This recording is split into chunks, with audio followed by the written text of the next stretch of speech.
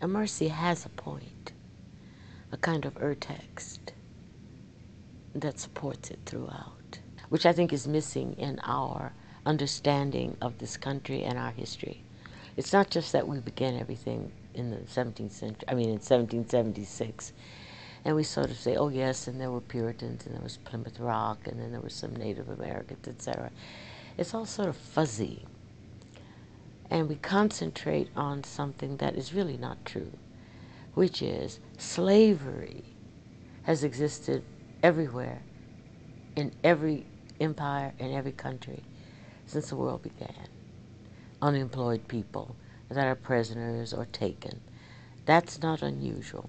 What is extraordinary, what became extraordinary, is the association in this country of race and slavery, as though the two were born together, and they weren't.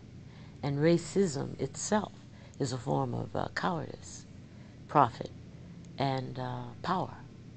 So you have to institutionalize racism because it's not natural.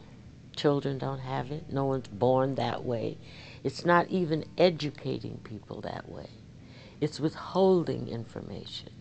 For example, indentured servants were slaves from Europe.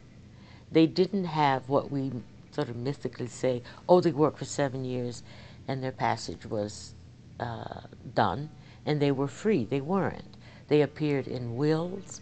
They were passed off to people within families as part of the estate.